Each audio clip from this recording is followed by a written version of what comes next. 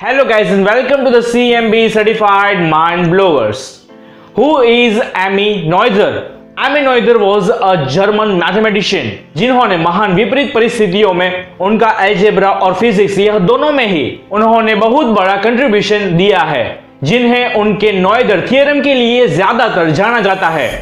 ऐसे और भी कई उन्होंने काम किए हैं जिसकी वजह से उन्हें जाना जाता है। नोएथर्स के थ्योरम्स के बेसिस पर आज भी के फिजिशियंस नई थ्योरम्स को डेवलप कर रहे हैं। आज हम एमी नोएथर्स के ऊपर थोड़ी सी बात करने वाले हैं और उसकी नोएथर थ्योरम के बारे में बात करेंगे। तो अगर आप लोग हमारे चैनल में पहली बार आए हो तो सब्सक्राइब करना ना भूलिएगा और हाँ, बेल आइकन को दबाकर उसमें ऑल ऑप्शन सिलेक्ट कर देना ताकि हमारे सारे वीडियोस की नोटिफिकेशंस आप लोग को मिलती रहे। अमेलिया एमी नोएथर, उनके पिता मैक्स नोएथर भी एक मैथमेटिशियन थे जो एल्गोन में एक प्रोफेसर थे। उनकी माता इडा अमेलियन काफमैन थी। उनकी माता और उनके पिता दोनों ही यहूदी ओरिजिन से थे, लेकिन नोएथर यह एक यहूदी नेम नहीं है। एमी नोएथर के उनके अलावा और 4 भाई बहन थे।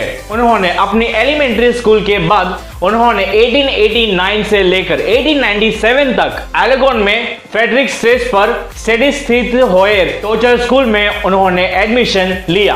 हाई स्कूल में उन्होंने जर्मन, फ्रेंच, इंग्लिश और अर्थमेटिक्स सीखा था और साथ ही उन्होंने पियानो बजाना भी सीखा था। पढ़ाई के अलावा एमी को सबसे ज्यादा डांस करना पसंद था, जिसकी वजह से उनके पिता की यूनिवर्सिटीज की पार्टीज में वह जाया करती थी।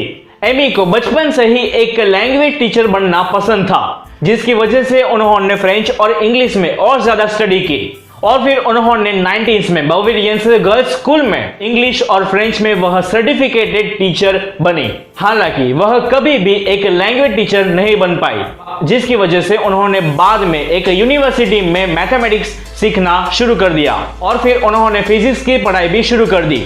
23 जुलाई 1918 को उन्होंने उनकी सबसे फेमस थियरी नोएथर थियरी को उन्होंने एस्टैब्लिश किया। इसके पहले थ्योरम में यह कहा गया है कि फिजिकल सिस्टम के एक्शन के प्रत्येक डिफरेंशिएबल सिमेट्री के अनुरूप यानी कि कोरस्पॉन्डिंग कंजर्वेशन लॉ होता है। 1915 में एमी नोएथर ने इस थियरी को सिर्फ प्रूव किया था और फिर इसके बाद में 1918 में इसे पब्लिश किया गया था और फिर इसी वजह से 1909 में ई कोसिस रेट और एफ कोसिस रेट ने पहले इसका स्पेशल केस को प्रूव किया था और फिर उसके बाद ही इसे पब्लिश किया गया था।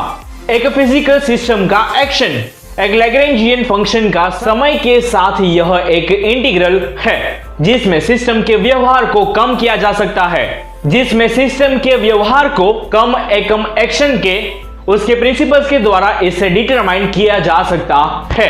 यह थियरम सिर्फ फिजिकल स्पेस पर कंटिन्यूअस और स्मूथ सिमेट्रीज पर यह लागू होता है।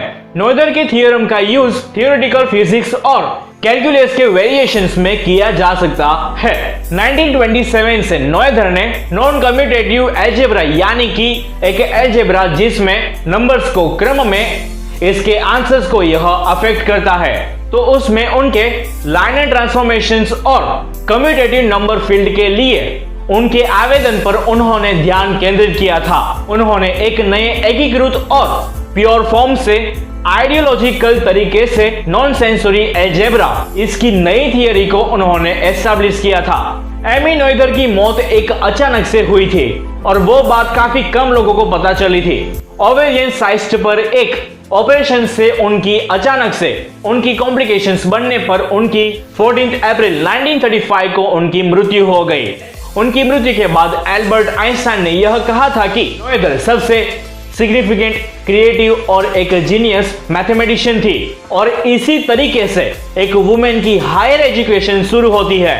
तो ये थी थोड़ी सी शॉर्ट इंफॉर्मेशन एमी नोएथर के बारे में। तो अगर आप लोगों को यह वीडियो अच्छी लगी हो, इंफॉर्मेटिव लगी हो, तो प्लीज जाके लाइक कर दीजिए और शेयर कर दीजिए।